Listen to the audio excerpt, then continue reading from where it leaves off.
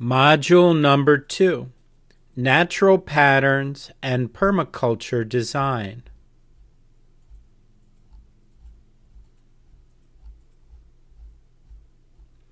Patterns. Planet Earth is made up of patterns. Every aspect of the Earth, from the smallest animal to the tallest mountain, contains patterns. Even the passing of time in seasons and years consists of patterns. Many patterns are repeated over and over again in different forms, some living and some not. Examples of natural flowing energy. Complex shapes are made up of simple patterns. Patterns are created in response to the natural flows of energy. The patterns that exist in nature enable energy to flow, provide a solid structure, are natural responses to their surroundings, and make life self-sustaining and self-perpetuating. We can either help energy to flow or we can stop it. People have also created many patterns such as songs, music, dances, paintings, clothes, house designs, and much more. Traditionally, these patterns have been nonlinear, not straight lines, and flow easily. However, many human patterns, especially modern patterns, are not in harmony with nature. These patterns are often created in response to limited time and money, and create shapes that are unnatural and do not allow good energy flow. Natural shapes. The result is that these patterns require constant maintenance and can cause problems and constraints. They also provide low-quality results that lack beauty and do not feel good or comfortable. Some examples of unnatural patterns include box-shaped houses, cities designed in squares, and straight-line agriculture.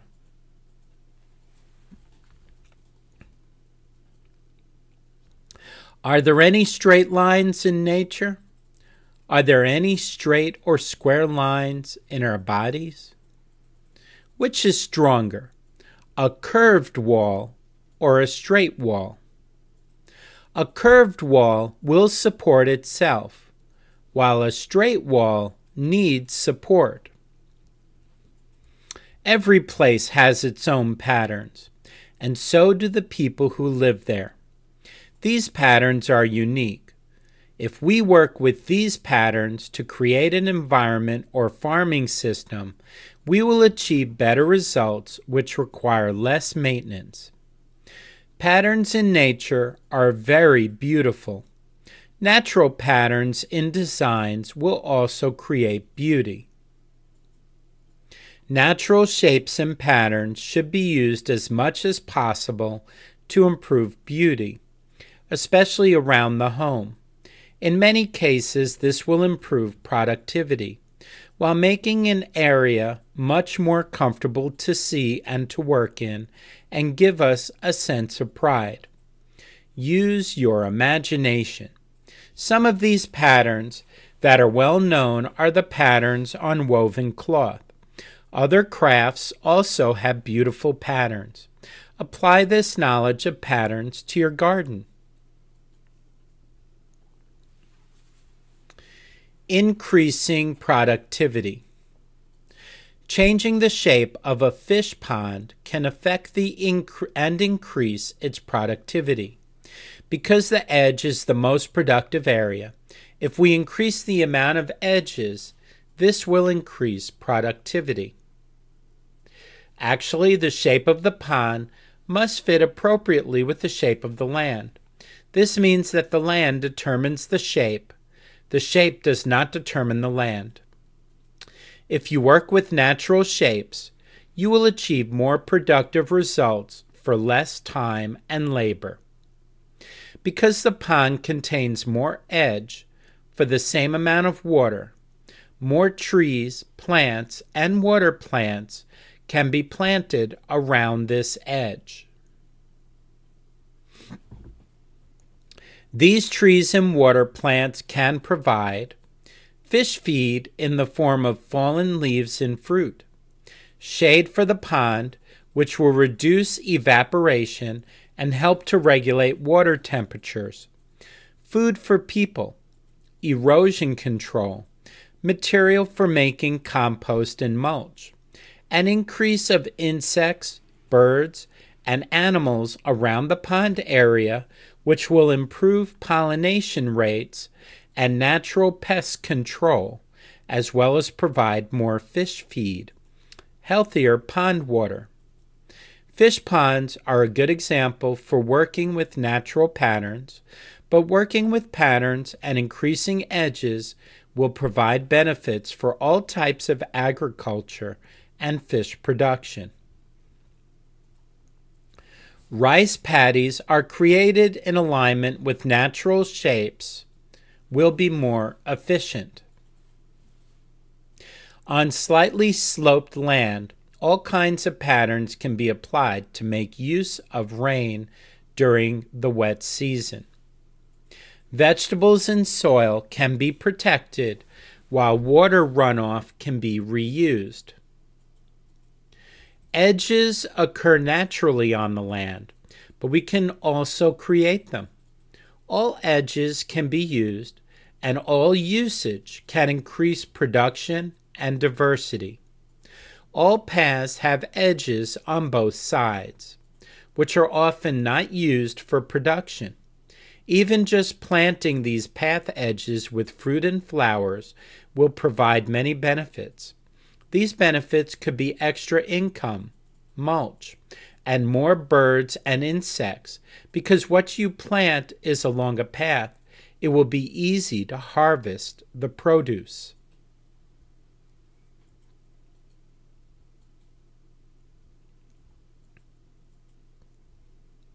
Methods of design. This section will cover some ideas and methods used in planning long-term designs for agriculture land, animal management, houses, and other projects. Where will the element go? How can it be placed to provide maximum benefits for the system? In designing any system, permaculture combines a series of techniques and strategies. Techniques are how you do something. Strategies are how and when you do these things. Design is about making a pattern from different elements and working with the land to create a system. Creating a long-term design is very important because it helps to plan for the future. It helps you to see what are priorities for developing a successful farm or project. It enables you to see how to integrate different parts of a system to reduce resources and labor needs while increasing productivity. It allows you to plan how to use waste from one section as a resource for another section. It reduces long-term labor needs and helps you to achieve maximum benefits from your work. It speeds up the development of a farm or project by using the appropriate technique at the right time. You can make plans for extreme weather conditions like a storm, drought, or flood. This is very important. There are many techniques in this guidebook to help you prepare for these extreme conditions. A plan provides you with a frame. Like a house, the framework is necessary before you begin to build the rest of the house. And a good framework will create a strong and long-lasting house. A plan will bring more order, but can still have flexibility. Plans can change as circumstances change. If you have successes or failures, adjust your plans accordingly. Approaches to design. 1. Maps. Where is everything? What is the shape of the land? Drawing or making a map of the land is a good way to see where everything is in one picture. An overview map is drawn as if you were looking down at the land from above, like an eagle looking down from the sky.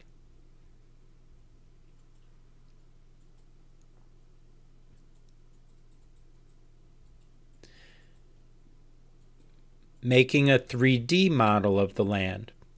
A map can also be made with sand or soil, using models to represent relevant features of the land. This method is often easy and fun. You can represent mountain slopes and rivers, and even experiment using real flowing water. A profile map, cross-section map, is a different way of looking at the land. This is very useful for looking at land with slopes or at a specific section of the land.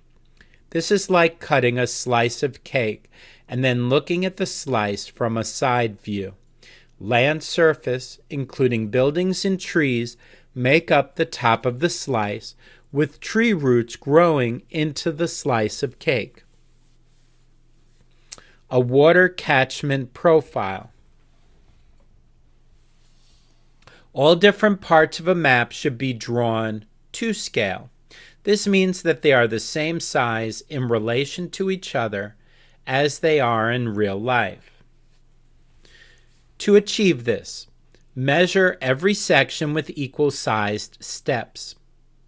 2. Count the number of steps for each measurement. 3. Compare distances of different sections. A wall that measures 20 steps should be drawn twice as long as one that measures 10 steps. A garden plot that measures 25 steps should be drawn 5 times as long as one that measures 5 steps. 4. Draw the shape of the area and write the actual measurement beside it. These drawings don't have to be perfect, but using this method will help you to draw a more accurate map. A more accurate map will help to make better designs. Show where land is flat, gently sloped, or steeply sloped. Different techniques and strategies will be used for different sections of the land, so it is important to show their differences. Also, take note of river, gullies, caves, or any other uncommonly shaped land formations. Maps should include existing buildings, future building plans, existing vegetation, future garden plans, existing animals and animal shelters, future animals and animal shelter plans, rivers, creeks, ponds, and water flows, roads and paths, flat land, gently sloped land, and steeply sloped land, pipes for water and electricity, boundaries and fences, any sacred land or sites, land that is subject to extreme problems, such as erosion, flood, or rocky ground, and most importantly, a key. All the different features on the map are given a representative letter or symbol. The map key is a section of the map where all the letters or symbols are defined or explained. The map key acts like a key in real life. It unlocks doors to understanding information presented on the map. To make the map easier to read, use different colors for the different features. For example, use yellow for water, green for buildings, red for roads, etc. Different colors may also be useful to distinguish existing features and future plans. For example, use black for existing features and red for future plans. Smart ideas. The map design should be made with everyone who will be working on the project. For example, all of the family. The more ideas, the better. 2. Element analysis. How does everything work together? A simple needs and products table is a very important and a very easy way of understanding. What do we need for each element? What products does each element give us? For example, if you keep chickens in a chicken yard, you will achieve many benefits, besides just meat. To make a chicken yard and have healthy chickens, we have to know what the chickens need. Only then can we consider what products they can provide. Chicken needs: feed, shelter, water, protection from predators, shade, medicines, friends like other chickens, dry earth, fencing, box for laying eggs, fresh air. Chicken products: meat, eggs, manure, money, feathers, work, weed and pest management. Another example is the needs and products of a vegetable garden. Vegetable garden needs: seeds, compost, liquid fertilizer, mulch, healthy soil, fencing, nursery, cultivation, like tools and labor, water, sunlight, weed and wind management. Vegetable garden products: vegetables, fruits, herbs and spices, compost material, animal feed, flowers, money, other products to trade, mulch material, windbreak. We can use the needs and products table to connect different elements within a system and reduce costs and other outputs. For example, chicken feed can come from chicken food waste, garden products via the house, weeds, garden product, pruning from trees, garden product, rotten food, garden products via the house, diseased plants, garden products, giving them to chickens will stop disease from spreading. Insects and bugs, product from building the chicken yard. Products from the chickens can then fulfill the needs of other systems. For example, eggs, meat, money, needs of people. Feathers, needs for cultural ceremonies, handicraft material, bedding material. Chicken manure, needed for making compost to be used in the garden. Work, needed for managing weeds and as a chicken tractor. Often many different needs can be fulfilled by the same source. For example, trees around a chicken yard can produce food for people, chicken feed, shade for chicken and people, windbreaks, medicines, fence posts, mulch. In this way, we can make a needs and products analysis for anything. Another example is buffalo. Buffalo needs feed, water, shade, shelter, grazing area, medicines, plow and training, like for working the land, rope, water hole. Buffalo products: meat, money, manure, weed management, horns, plowing and fertilizing the field, leather, bones, transportation for farm produce, cultural ceremonies, buffalo plowing the contour on sloped land. 3. Zones. Creating a zone map can help to reduce the amount of time and labor needed to create a permaculture system. This map helps to show how to combine compatible elements with what they need in the most efficient way. To make a zone map, you can look at the farm as 5 zones. The zones start at the house. Each zone represents a different area of the system. Different elements are placed in each zone depending on how often that element is visited. Zone 1 is the most visited, while Zone 5 is the least visited. How much maintenance is required? Zone 1 requires the most maintenance, while Zone 5 requires the least. Access to water supply. Zone 1 requires the most access to water, while Zone 5 requires the least. The amount of land area required. Zone 1 requires the smallest amount of land, while Zone 5 requires the largest amount. Compatibility with the land.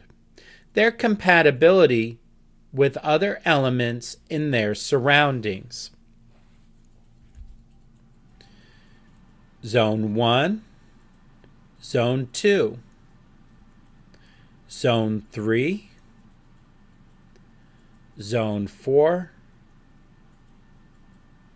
Zone 5. Zone 1, the home garden. Zone 1 is the area closest to your house. Within Zone 1, place whatever needs the most attention and maintenance, and will also provide daily household needs. Elements within Zone 1 could be the house, kitchen, washing area, toilet. Could be the nursery, could be pergolas and vines. A home and medicinal gardens, fruit trees which provide shade, a water pump, compost heap, a water tank, a wastewater pond, aquaculture ponds, or smaller livestock. Once you have all the elements required for Zone 1, the important task is to place them together in the most appropriate and compatible way. Plants which provide shade are good for near the house, but too much shade on a vegetable plot could reduce production. The water pump should be placed far from the toilet area to avoid water contamination from toilet waste. Pergolas for planting vines will provide a shaded, cool area around the outside of the house. In very hot environments, place the pergolas on the west side of the house, and for colder environments, place the pergolas on the eastern side. This will keep the house cooler by reducing direct sunlight on the house. Elements that share needs or use what another element provides should be placed together. This will maximize benefits while minimizing time and labor. This concept should be applied for all zones and to how one zone relates to another. Zone 2, the village. The village includes all infrastructure, such as roads, paths, religious buildings, schools, village land, government offices, and community housing. The entire village can be built well using permaculture designs, which can include the following elements. A village nursery and garden, which can be placed on the elementary school grounds. Roadside plants to provide shade, animal feed, protection from wind and dust, fruits, medicines, and firewood. Community waste management facilities, clean water sources, community demonstration plots, and food supply gardens. Markets designed in a way to avoid disorganization and bad odors, with minimal maintenance needs. Livestock management, by tying or providing shelters to avoid the animals damaging home gardens and community food production systems. A place to keep animals such as goats or buffalo during the night. This place will also make it easier to collect the animal manure. Elements in Zone 2 can also attract and interest tourists. For example, stands selling produce from home gardens to attract tourists. Overnight accommodation for tourists, promotion of local tourism attractions. Zone 1 and 2 on the map. Zone 3, small farms at the edge of the village. Zone 3 is land which requires less attention and maintenance. Therefore, it is usually located further away from the house.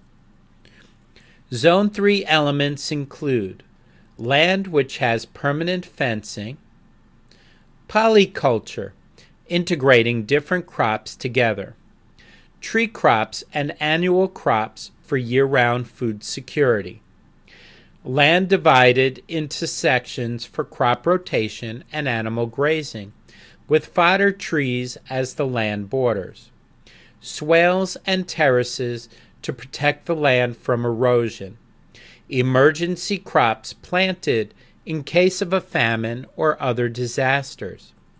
Use non-hybrid seeds. Do not use chemicals and do rotate crops to avoid stripping the soil of nutrients. Reuse all organic waste for compost and stop burning land. Integrated Pest Management, IPM. Use companion planting to reduce pest problems. Clever designs and strategies will work better than using expensive farm machinery. Examples of elements in Zone 3. Zone 4, Community Forests. This zone is located around the village farms. Here, community resources are grown and burning is not permitted. A variety of crops can be grown in this zone, from controlled orchids to semi-wild forests. To avoid conflict, Zone 4 should be designed and managed by the community. It requires minimal maintenance and attention, meaning minimal watering and fertilizing. This zone requires more land area and it includes tree crops, which if planted in Zone 1, 2, or 3 would decrease the productivity of other crops because of too much shade and root competition. Zone 4 elements include fruit, oil, and nut trees, firewood and timber trees, bamboo, buffalo, cows, and goats, a water source, coffee plantations, medicinal plants, paddies if there is enough water, swales for reforestation, plants for craft materials. Examples of elements in Zone 4. Zone 5, Conservation Forests. Zone 5 is land which is left untouched. Natural forests provide many functions, such as food and medicines for people, food and habitat for native animals, and protection against hunting and erosion. Conservation forests can also produce money for the community while being kept preserved for future generations. Logging forests will only provide short-term benefits for a few people while causing long-term damage for many people. Zone 5 is usually located furthest from residential areas and can be on land which is more difficult to use for cultivation, such as steep slopes, eroded waterways, mountains, and rocky ground. Plants which are grown on this land should be native plants with a variety of sizes, ages, and species. Zone 5 elements include forest conservation laws, which are agreed upon and enforced together, ecotourism projects, non-timber forest products. Low-impact activities are allowed, but burning is not permitted. Forest rangers can be appointed to protect the forest. Examples of elements in Zone 4 and 5. There are some different situations which could affect how land is zoned, such as access to water. If there is access to a spring or irrigated water, The land will be much easier to use for intensive crops, fruit trees, or animals. Access to roads. If the land has access to roads, produce can be easily transported. Therefore, large amounts of crop produce will not be wasted. Erosion levels. If erosion already exists or the land is very steep, the soil must first be stabilized before intensive agriculture can be attempted.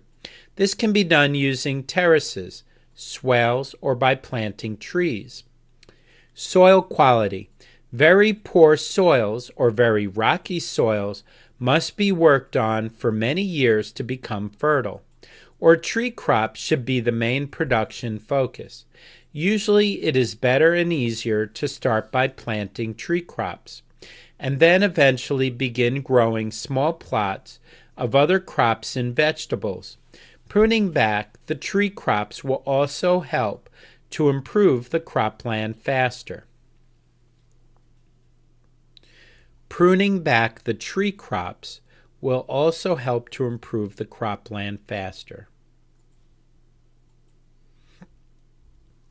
Smart ideas. Some elements could be located in more than one zone. Like corn, citrus, and pigs, this will depend on A. The type, quality, and size of the land. B. The techniques and strategies used. C. Which crops are for selling and which are for the family to eat. And this would probably be D. The possibility of integration with other elements. Making pathways is very important because they can connect zones in efficient ways. The pathways will provide location points for liquid compost, animal pens, and water access. All pathways can be bordered or fenced with production crops. These path borders can be small garden plots, flowers, herbs, vines, or smaller fruit trees. This will increase the use of non-productive land and make the farm more beautiful. The zones can also be implemented on a community or village level. This idea can save time, costs, and labor. If different farms are working together, the production process will be more efficient. Resources can be continuously reused and everyone will benefit. Exercise. Draw a zone map with only the basic zone outlines. On a separate piece of paper, draw and cut out the different elements, like houses, vegetable plots, a chicken yard, ponds, etc. Place these elements on the map in any way you like to design your own farm. Explain how the different placed elements are connected to each other.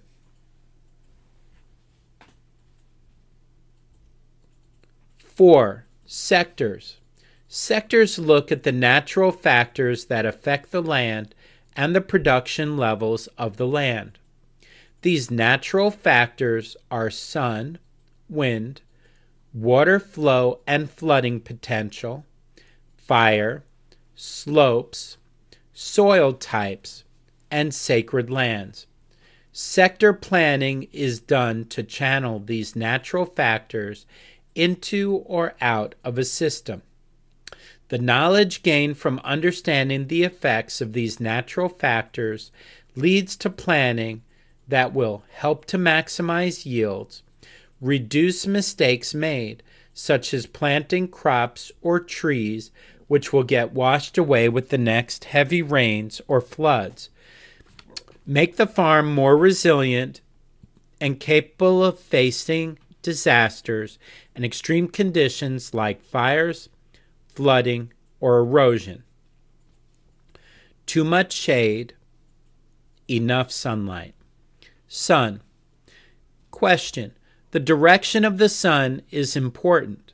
By observing its path during the day, you will find where the maximum and minimum sun exposure areas are. Remember that this changes from wet season, higher arc in the sky, to dry season, lower arc in the sky. Answer: use areas of maximum sunlight exposure first, and to plant the most important crops. For reforestation, it is also important to establish the most sunny areas first. The more shady areas are better suited for keeping animals, but some crops, like coffee and vanilla, will actually grow better with some shade. Wind. Question: where does the wind usually come from, and how strong is it? Answer: plant windbreaks in the appropriate areas to protect crops, animals, aquaculture, and the house area. In very exposed areas, only plant tough, strong trees because the wind and sun can dry out and damage many types of trees. Strong winds can also reduce crop growth and increase water usage. Windbreak tree crops. Water flow. Question: where does water flow through the land? Are there any springs? Are there areas of land which experience erosion? Repairing eroded waterways. All right, answer: it is important to protect natural water courses and springs by planting vegetation or trees which will also prevent erosion. Water collection points and irrigation can be established to channel water. Erosion can be prevented by using swales and planting trees. This will also prevent potential landslides and large-scale erosion, which if unchecked could become a huge problem. Remember that every time erosion happens, valuable topsoil is lost and the chances of mudslides increase. Erosion also causes problems for rivers and oceans. Flooding. Question: are there areas of the land which flood during hard rains? Are there areas which are naturally swampy or where water overflows? Answer: observe where water comes from and protect these areas from erosion and landslides. The best way to reduce flooding and water runoff is to use swales, terraces, and reforestation to store as much water as possible in the ground. Take advantage of naturally swampy or flood-prone areas by planting crops which are compatible, such as rice, water spinach, and taro. Ducks, fish, and freshwater prawns can also be produced in these areas. In this way, water will be stored and used, and excess water can be regulated. For more information about channeling water, see Module 11, Aquaculture. Slopes. Using slopes to increase production yields. All right, question. How steep are the slopes on the land? How can the soil be protected, and how much of the slope can be used for agriculture production? Answer: as with flooding, catching and storing water in the soil will improve slope land agriculture and provide protection for the soil. Different techniques such as swales and terracing can be used. Gravity can also be used for irrigation. This can be done naturally by using swales or by using piping, bamboo, and hoses. Gravity can also be used to run water into aquaculture systems or water catchment systems. Protecting gardens from fire. Fire. Question: from what direction wait. Okay. From what direction does fire usually come from? Usually, fire will move most quickly up slopes and from the direction the wind most often comes from. Answer. To help reduce or stop fire from spreading, plant a fire break.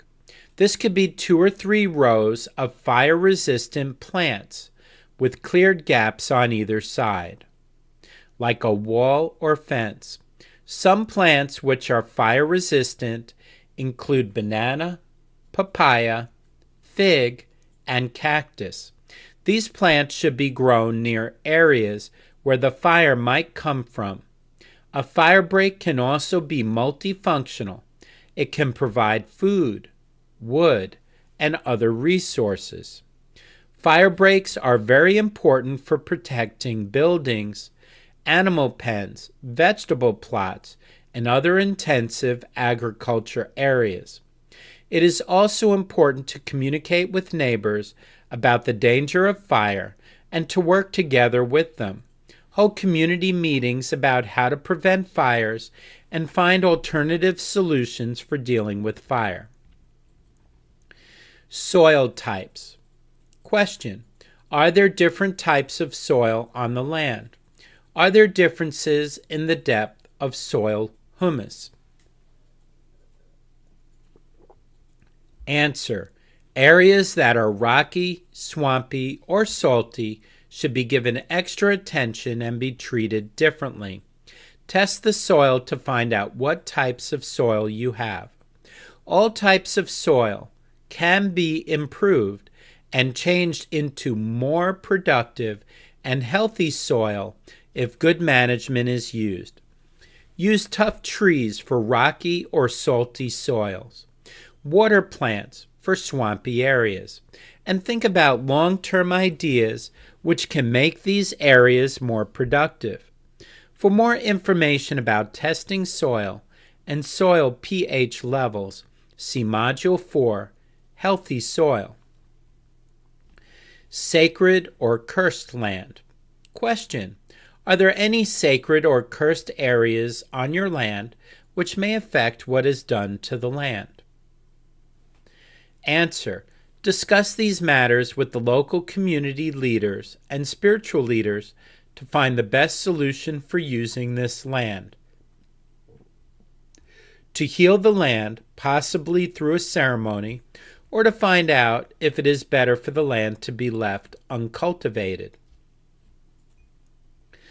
5. Observation and data collection. Observation is very important and should be the first step taken when planning agriculture projects for your land. Through observation, we can see how natural elements affect the land. For example, the same variety of tree will grow differently in one area compared to in another area. Is this because of the amount of water available, different soil depths, wind exposure, sunlight exposure, or another factor entirely? Observation can show us and help us to make better plans. If you observe and work with nature, you will save time, energy, and expenses. Nature gives signs that we can look for, such as plants with fleshy or fuzzy leaves will grow better where there is more water available. If there are often strong winds, all tall trees will grow leaning to the opposite direction, and plants will grow smaller and stunted. Yellowing leaves and new growth, early maturing, and smaller fruit or flowers are all signs of nitrogen deficiencies in the soil. For more information about nitrogen in the soil, see Module 4, Healthy Soil.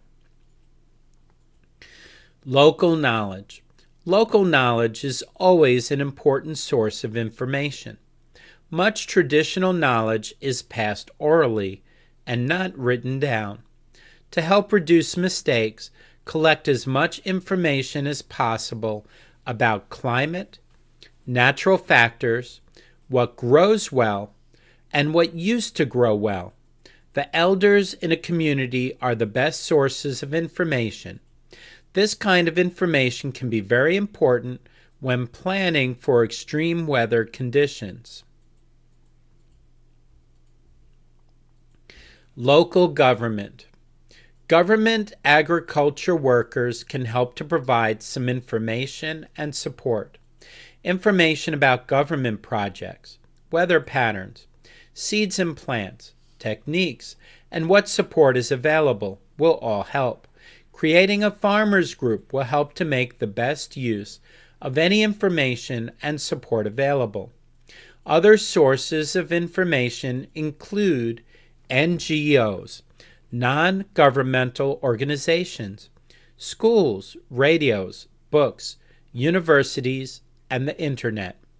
Create a farmers group, community group, or seed-saving group as a resource base.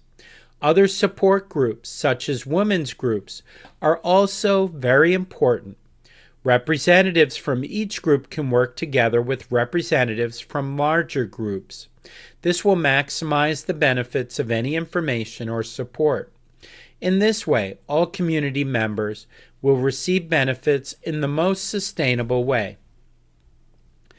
Intuition. Using your intuition or instincts should be a part of your everyday decision-making process. Intuition is about sensing or instinctively knowing what to do and when to do it. These feelings come from trusting in yourself and from past experiences and knowledge from you, your family, or your community. They also come from your spirit. It is very important to look at all the facts and details, especially with technical work, but it is also important to follow your intuition. Intuition allows for more ideas, more creativity, more flexibility, and it will make each project more beautiful. Smart ideas. All plans and designs should be designed by the people who do the work. Any planning and designing should be done together and should include all the people who will be involved in the project. This means that women and children must be part of the planning process, especially for Zone 1 and 2, where women do much of the work and children help a lot too. This will reduce the chances of mistakes being made and avoid wasting time, labor, and expenses. Mistakes and changes will happen as you learn more and begin to use better techniques. Everyone makes mistakes, and by learning from these mistakes can make better plans in the future. Planning ahead will help us look to the future for our children and for the well-being of our nation.